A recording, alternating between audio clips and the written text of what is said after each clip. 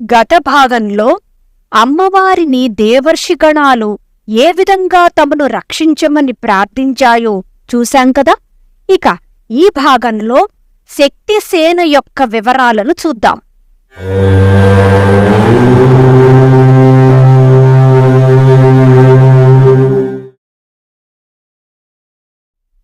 శ్రీ లలితా సహస్రనామంలోని 65వ నామమైన భండాసుర వధోద్యుక్త శక్తిసేన సమన్విత అంటే అర్థం ఏమిటో చూద్దాము. భండాసురుడనే రాక్షసుడిని సంహరించుటకు ప్రయత్నించు స్త్రీదేవతల యొక్క సేనలతో కూడుకున్నటువంటి అమ్మవారు అని ఈ నామానికి అర్థం. అమ్మవారు చితగ్నిగుండం నుండి దేవకార్యం కోసం ఉద్భవించారు అని మనం 5వ నామంలో చెప్పుకున్నాం కదా. ఆ దేవకార్యమే భండాసురుని వధ. అట్టి కార్యం కోసం శక్తిసేనలతో అమ్మవారు కూడి ఉన్నారుట. గౌడపాద సూత్రం ప్రకారం భండాసురుడిని సంహరించుటకు అమ్మవారే అనేక రూపాలను పొంది ఉన్నారుట. రాక్షసులలో మహిషాసురుడు మరియు భండాసురుడు ముఖ్యమైనవారు. భండు అంటే సిగ్గులేనివాడు అని అర్థం కలదు.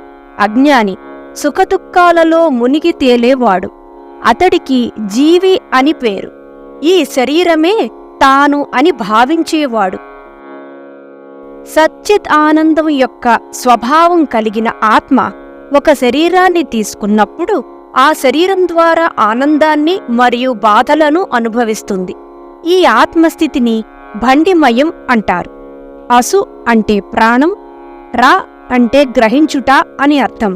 ఇక్కడ ప్రాణం అంటే సుఖదుఖాలతో నిండిన స్థితి.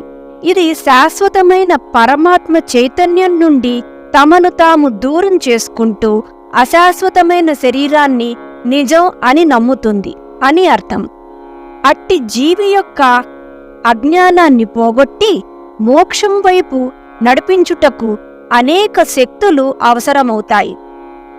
అటువంటి శక్తులతో కూడి తన భక్తులైన జీవుల అజ్ఞానాన్ని పోగొట్టడానికి అమ్మవారు సిద్ధంగా ఉంటారుట. ఛాందోగ్యోపనిషత్తులో ఒక కథ ఉంది. ఒకప్పుడు బ్రహ్మ ఆత్మతత్వం గురించి ఇలా చెప్పాడు. ఆత్మకు పాపంగాని, ముసలితనముగాని, దుఃఖము కాని, మృత్యువుగాని, ఆకలిదప్పులుగాని ఉండవు. జీవి సత్సంకల్పంతో సత్యాన్వేషి అయి ఆత్మ గురించి తెలుసుకోవాలి. అప్పుడు ఆత్మతత్వం తెలుస్తుంది. అది విన్న దేవతలు, రాక్షసులు కూడా తమ కోరికలు తీరుతాయని భావించి ఆత్మాన్వేషణ ప్రారంభించారు. దేవరాజు ఇంద్రుడు, దైత్యరాజు విరోచనుడు ఆత్మజ్ఞానం కోసం బ్రహ్మని కలవగా బ్రహ్మవారిని 32 ఏళ్లు బ్రహ్మచర్య దీక్షను వహించి తన దగ్గరకు రమ్మన్నాడు. వారు అలాగే చేసి బ్రహ్మ దగ్గరకు వెళ్లారు. బ్రహ్మవాళ్లతో, ఒకసారి అద్దంలోనూ ఒకసారి నీళ్లల్లోనూ మీ ప్రతిబింబం చూసుకుని మీ అనుభవాన్ని నాకు తెలపండి అని అన్నాడు. వారు అలాగే చేసి మళ్లీ బ్రహ్మ దగ్గరకు వెళ్లి, ఆపాదమస్తకం మా ప్రతిబింబం నీళ్లల్లోనూ అద్దంలోనూ కూడా ఒకేలాగా కనిపించింది అని చెప్పారు. అప్పుడు బ్రహ్మ, అదే ఆత్మ, అదే బ్రహ్మము అని చెప్పాడు. ఇది విని వారిద్దరూ తమకు ఆత్మతత్వం తెలిసింది అనుకుని వెళ్ళిపోయారు. అయితే బ్రహ్మ పూర్తిగా వినకుండానే వెళ్ళిపోయారే అని చింతించసాగాడు. అయితే ఇంద్రుడు కొంతకాలానికి తాను అసంపూర్ణంగా తెలుసుకున్నానని గ్రహించి తిరిగి బ్రహ్మ దగ్గరకు వచ్చాడు. కాని విరోచనుడు శరీరమే ఆత్మ అని అనుకుని ప్రచారం చెయ్యసాగాడు. శరీరమే ఆత్మ అని అనుకోవడమే అసురభావన. ఈ అజ్ఞానాన్ని తొలగించి మోక్షాన్ని అందించడమే భండాసురుడి వధ సారాంశం. బ్రహ్మాండ పురాణం ప్రకారం అమ్మవారు యుద్ధ సన్నాహాలను ప్రారంభించారు. 7 సముద్రాలను ఒకటి చేసి ఢంకా తయారు చేశారు. ఆ ఢంకా ధ్వని ఆకాశంలో కూడా ప్రతిధ్వనించింది. వివిధ వాయిద్యాలను శక్తిసేనలు వాయించారు.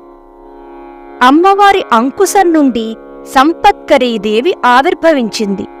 సంపత్కరీదేవి తన వాహనమైన ఏనుగును అధిరోహించింది. ఆ వాహనం పేరేమిటో వచ్చే భాగంలో తెలుసుకుందాం. చూశారు కదండి ఈరోజు వీడియో. ఈ వీడియో మీద మీ అభిప్రాయాన్ని కామెంట్ల రూపంలో తెలియజేయండి. మీకు ఈ వీడియో నచ్చినట్లయితే లైక్ చేయండి. మరింత మందితో ఈ సమాచారాన్ని పంచుకోవాలనుకుంటే షేర్ చేయండి.